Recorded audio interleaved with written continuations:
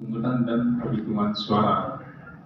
Baiklah, untuk perkenalan lebih dalam, kami persilakan Pak Den. Waktu tidak banyak karena sudah sore, mungkin peserta juga sudah lelah dari pagi sampai sore.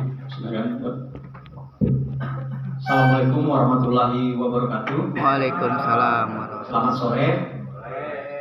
Terima kasih kepada Bawaslu Kota Lubuk Linggau yang telah mengundang kami untuk mengisi materi pada hari ini untuk saksi. Untuk materi memberikan pada saksi mulai maupun juga pada pengawas kecamatan. Pertama, selamat sore bapak-bapak. Coba kayaknya masih ya, sulit mungkin sudah capek Pak ya.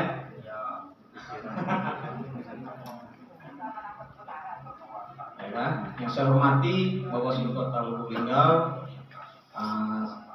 yang saya hormati Panwaslu Kecamatan se-Kota Lubuk Linggau, yang saya hormati rekan-rekan saksi yang mewakili partai yang ada di Kota Lubuk Linggau. Baiklah, mungkin saya langsung menyampaikan materi pada sore hari ini, yaitu mengenai substansi pemungutan dan penghitungan suara pemilu serentak tahun 2024. Jadi di sini ada untuk di 2024 ini ada perbedaan dengan di 2019. Yaitu perbedaannya di mana 2019 kita dalam hal penghitungan itu secara manual tetap dilakukan, tapi pada saat laporannya untuk ke atas itu tetap juga tetap ditulis satu persatu. Namun di 2024 ini dalam penghitungan suara itu nanti tidak seluruhnya ditulis dan juga laporan ke atas melalui aplikasi Sirekap. Mungkin bisa masuk.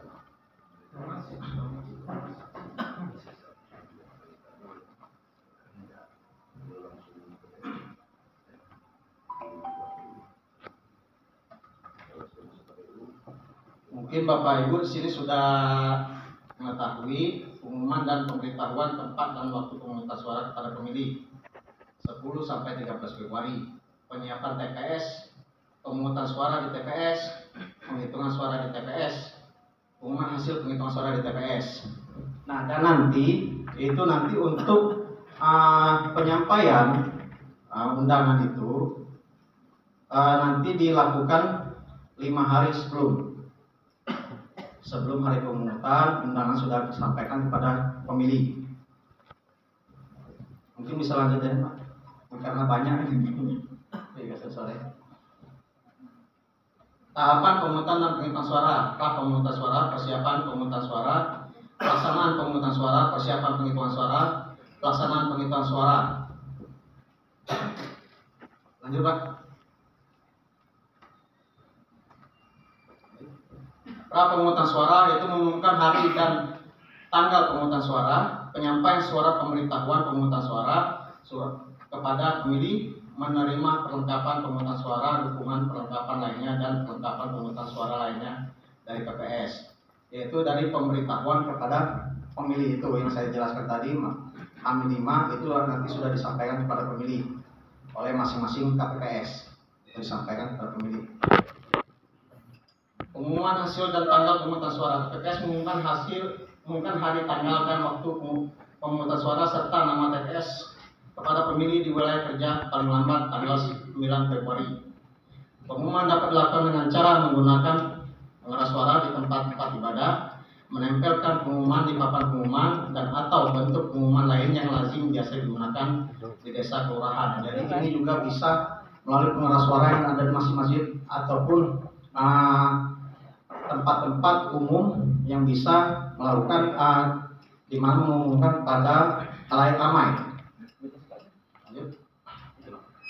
Penyampaian surat pemberitahuan pemungutan suara kepada pemilih, KPPS menyampaikan formulir model C pemberitahuan untuk memberikan suara kepada pemilih yang terdaftar dalam DPT di wilayah kerjanya paling lambat tanggal 10 Februari dan mendokumentasikan untuk video surat penerimaan pemberitahuan tersebut. Apabila pemilih tidak berada di tempat tinggalnya, Ketua KPPS dapat menyampaikan formulir C pemberitahuan kepada orang terpercaya, yaitu keluarga. Jadi di sini dalam pemberian undangan itu atau pemberitahuan, apabila nanti pemilih tidak ada di tempat atau sedang keluar kota, nanti juga bisa disampaikan atau dihubungi dulu pada pemilih tersebut. Apakah bisa dititipkan? Namun dititipkan itu kalau bisa pada keluarga sendiri, jangan pada orang lain. Apabila sampai tanggal 11 Februari tahun 2024 pemilih DPT belum menerima formulir C pemberitahuan, maka pemilih yang bersangkutan dapat meminta formulir C pemberitahuan kepada Ketua KPPS paling lambat tanggal 13 Februari. Ini sudah bisa dipahami. Kalau KPPS menemukan pemilih yang telah meninggal dunia, pindah alamat, pindah memilih, atau tidak kenal, tidak berada di tempat dan tidak ada keluarga maupun kontaknya, Ketua KPPS wajib melaporan rekapitulasi C pemberitahuan yang tidak terdistribusi dan mengalihkan kepada PPS termasuk formulir yang terdistribusi yang menggunakan formulir pengembalian. Ya, mungkin ini bisa dipahami Bapak Ibu ya. Lanjut. Perlengkapan pemungutan suara, dukungan perlengkapan lainnya, dan kelengkapan pemungutan suara lainnya.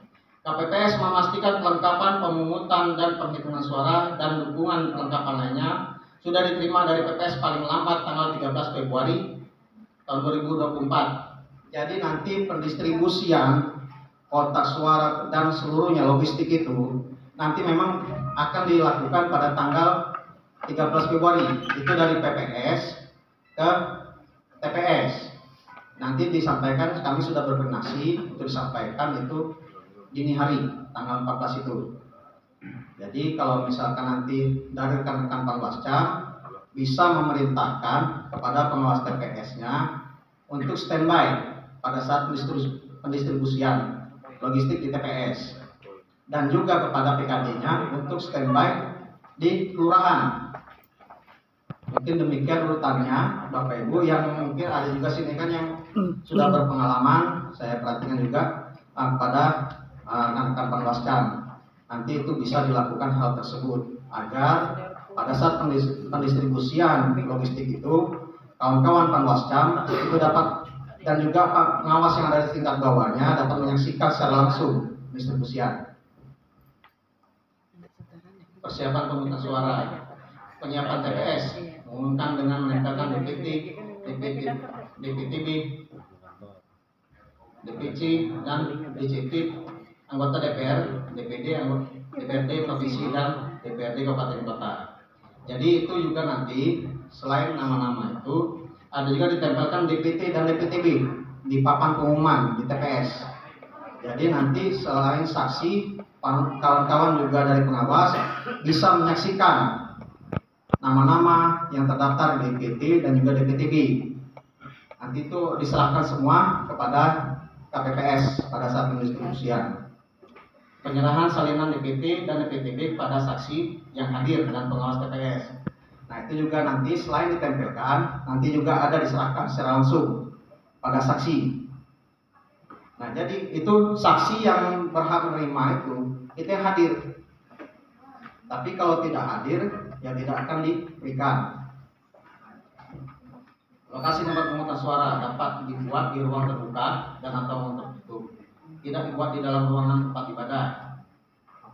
Ukuran paling kurang 10 sampai dan lebar 8 meter atau dapat disesuaikan dengan kondisi setempat. Harus sudah selesai paling lambat 1 hari sebelum hari dan tanggal pemungutan suara. Jadi itu bisa dilakukan di ruang tertutup ataupun ruang terbuka di tempat ibadah. Tidak dibuat di dalam, tapi di luar kira-kira boleh tidak? Di luar ruangan, di halaman misalkan. Nah itu, jadi caknya sini yang saksi ini senior kalau gitu. Apalagi kan doain itu ya. Ini ketemu gitu. Lanjut.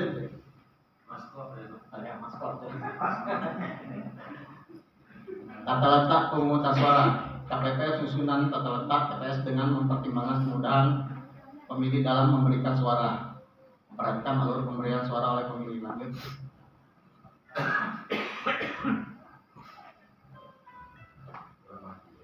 Penjelasan tata cara pemungutan dan penghitungan suara. Ketua KPPS memberikan penjelasan kepada anggota KPPS mengenai tata cara pelaksanaan pemungutan dan penghitungan suara di TPS dan pembagian tugas anggota KPPS. Lanjut.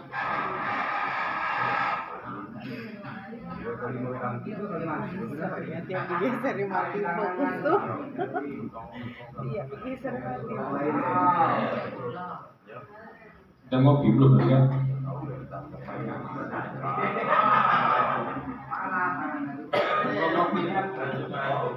Materi yang ngopi. Pemeriksaan persiapan akhir pemungutan suara, memeriksa TPS dan perlengkapannya, menempatkan kotak suara yang berisi surat suara untuk masing-masing jenis pemilu beserta kelengkapan administrasi di depan meja ketua KPPS, mempersilahkan dan mengatur pemilih untuk menempat di tempat duduk yang telah disediakan, menerima surat mandat dari saksi. Jadi nanti pada saat saksi hadir dari partai itu kami harapkan semuanya membawa surat mandat, dan juga mungkin nanti juga dengan sekaligus dengan KTP-nya. Jadi nanti bisa kami cocokkan nama yang ada di surat mandat tersebut dengan identitas yang ada di KTP itu. Ayo Pak.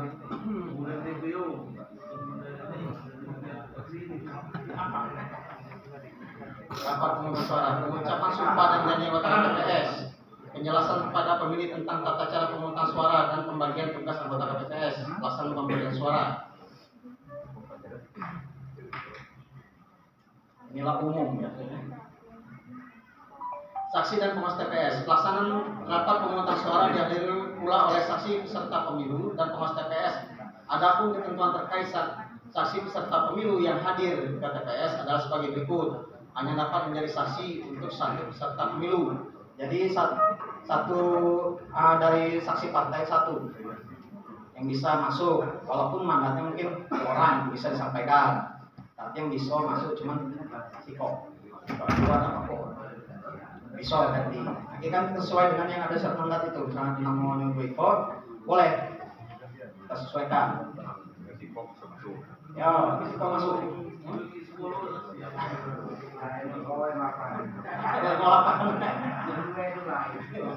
Dengan membawa dan menyerahkan surat mandat paling lambat sebelum rapat pemungutan suara yang ditandatangani oleh pasangan calon atau tim kampanye untuk pemilu presiden dan wakil presiden, pimpinan partai politik tingkat pusat untuk pemilu anggota DPR, DPRD, provinsi, DPRD, kabupaten kota, calon anggota DPD untuk pemilu anggota DPD.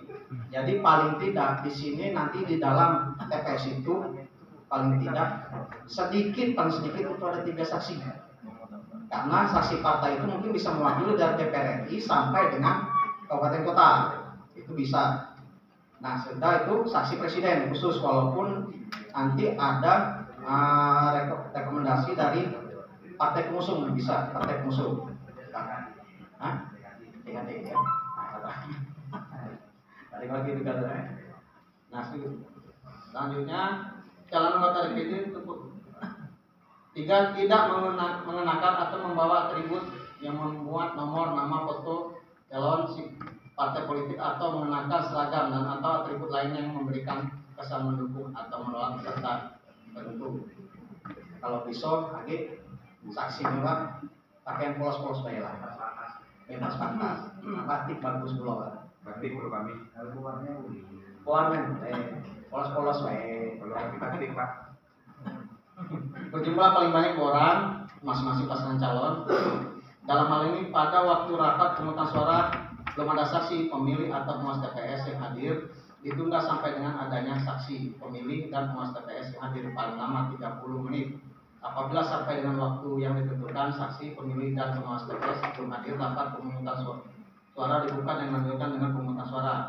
Dalam hal terdapat saksi yang hadir setelah rapat pemungutan suara dimulai, KPPS dapat menerima surat mandat dan saksi dapat mempersilakan untuk mengikuti rapat pemungutan suara. Lanjut. Pemantau dan pewarta. Pelaksanaan pemungutan suara dapat dipantau oleh pemantau yang terdaftar dan Diikut oleh pewarta. Pemantau yang melakukan pemantauan dan pewarta yang melakukan peliputan wajib menunjukkan surat tugas dan identitas diri yang bersangkutan pada ketua KPPS.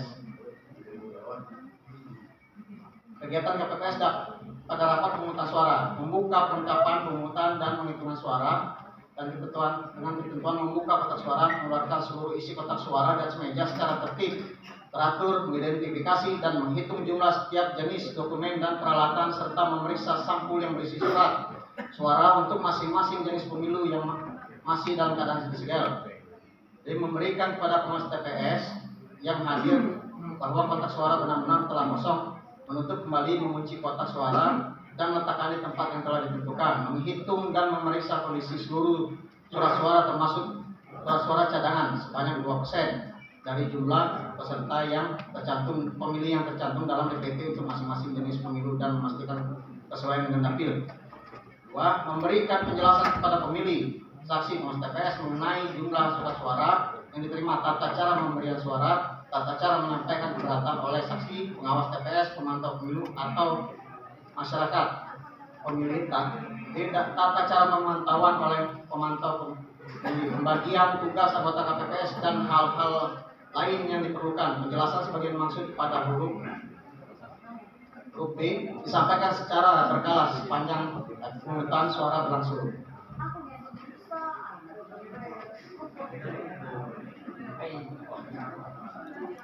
Tata cara pemberian suara oleh pemilih. Pemilih dapat memberikan suara di TPS mengikuti tata cara sebagai berikut.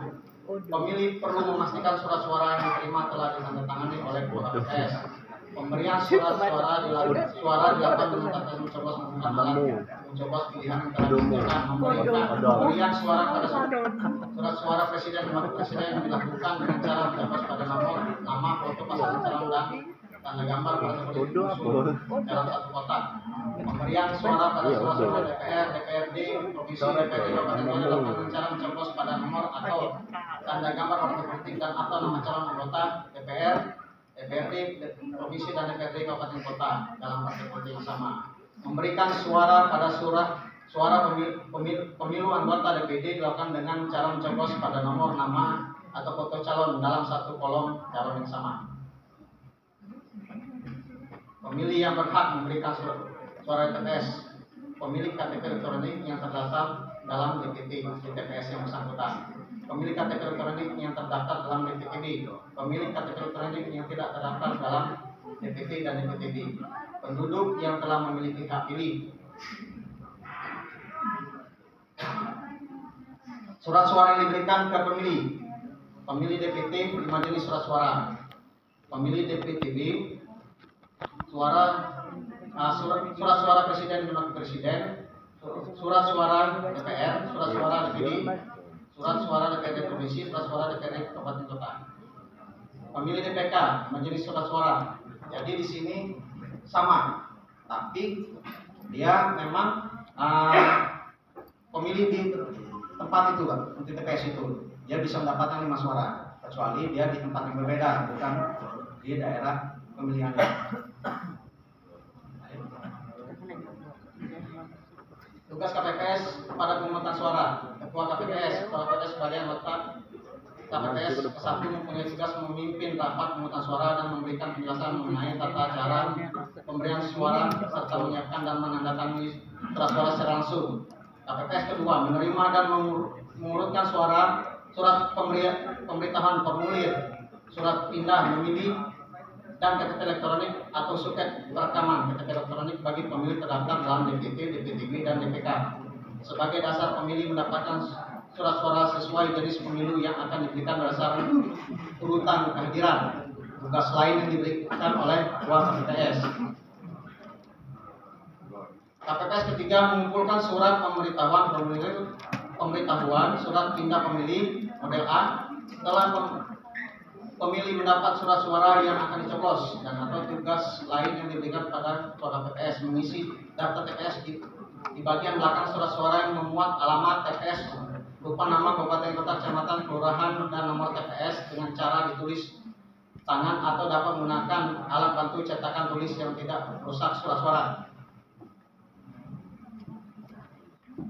KPPS keempat meminta kepada pemilih untuk menunjukkan seluruh jari tangan pemilih dan memeriksa tanda khusus berupa minta pada seluruh jari tangan pemilih, meminta kepada pemilih untuk menunjukkan KTP elektronik atau suket rekaman KTP elektronik, menyerahkan formulir model C pemberitahuan, formulir model A pindah pemilih KPU, memeriksa kesesuaian antara pemilih yang bersangkutan dengan KTP elektronik atau suket rekaman KTP elektronik ditunjukkan oleh pemilih. Apabila pemilih terdaftar dalam DPT memeriksa sesuai dengan nama pemilih antara formulir model C pemberitahuan dengan KTP elektronik atau suket rekaman, dan memeriksa kesesuaian nama pemilih dengan NIK yang tercantum dalam formulir model A daftar pemilih DPT, serta memberi tanda pada kolom nomor urut pemilih dalam salinan DPT dengan menggunakan formulir model A Kabupaten Kota daftar pemilih.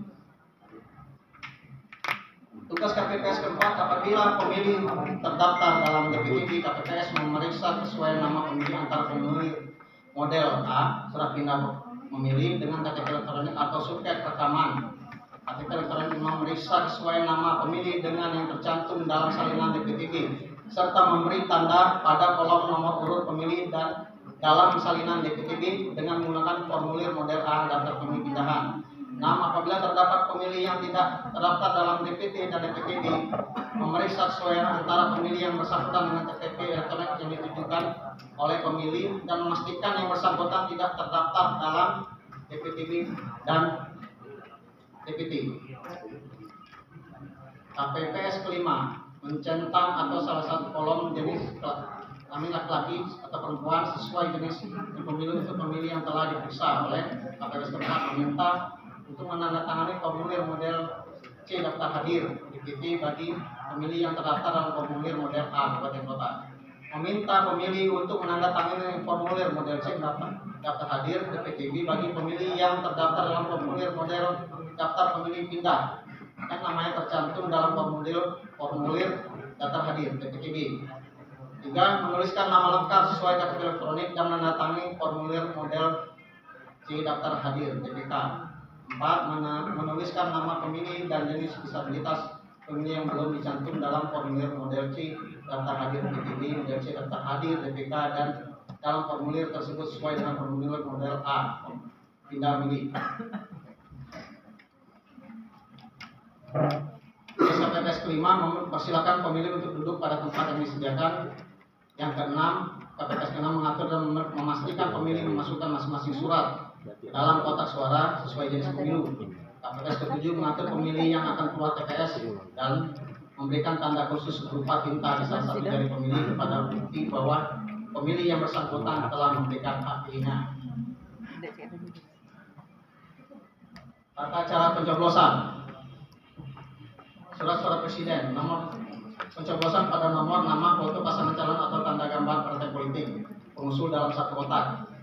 Untuk DPR, mencoblos pada nomor atau tanda gambar partai politik dan atau nama calon anggota DPR dan partai politik yang sama.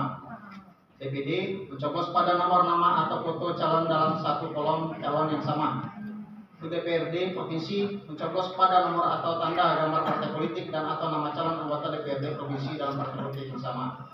Untuk Kabupaten Kota, mencoblos pada nomor atau tanda gambar partai politik dan atau nama calon anggota DPRD Kabupaten Kota partai yang sama. Layanan pemilih disabilitas juga dapat mendahulukan pemilih penyandang disabilitas, ibu hamil atau lanjut usia untuk memberikan suara atas persetujuan pemilih yang seharusnya mendapat giliran sesuai dengan nomor urut keadaan pemilih tersebut.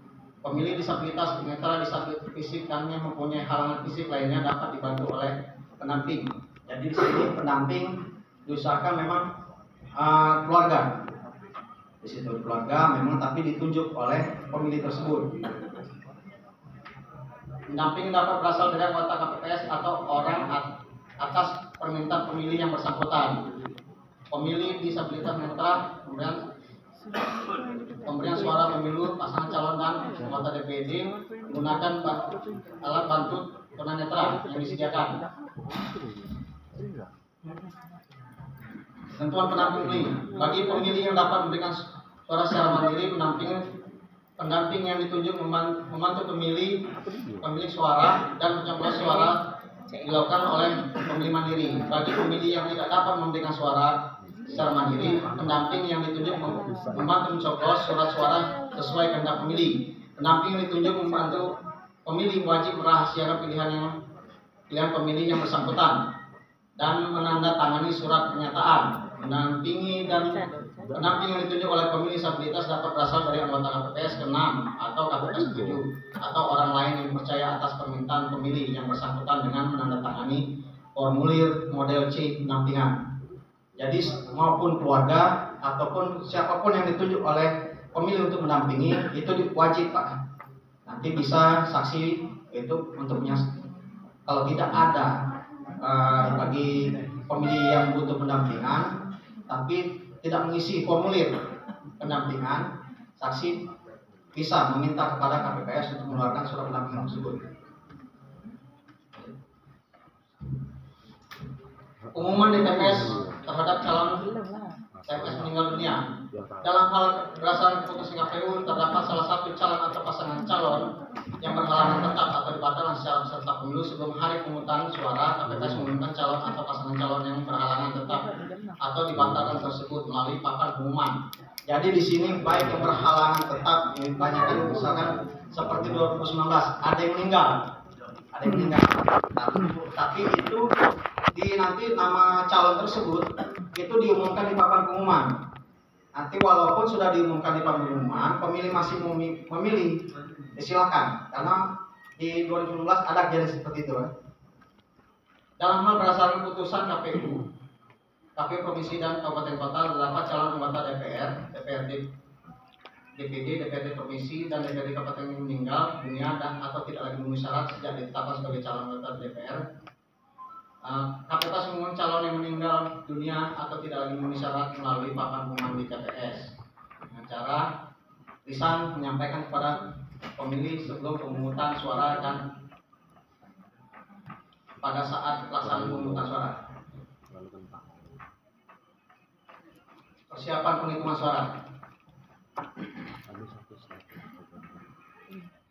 Waktu penghitungan suara di TPS dimulai setelah pemungutan suara selesai dan berakhir pada yang sama dengan hari pemungutan suara. Dalam hal penghitungan suara belum selesai pada hari yang sama dengan hari pemungutan suara, penghitungan suara dapat diperpanjang tanpa jeda paling lama 12 jam sejak berakhirnya pemungutan suara.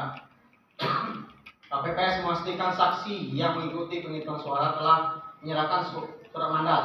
Sebelum rapat penghitungan suara di TPS, anggota KPPS mengatur sarana dan prasarana diperlukan dalam penghitungan suara.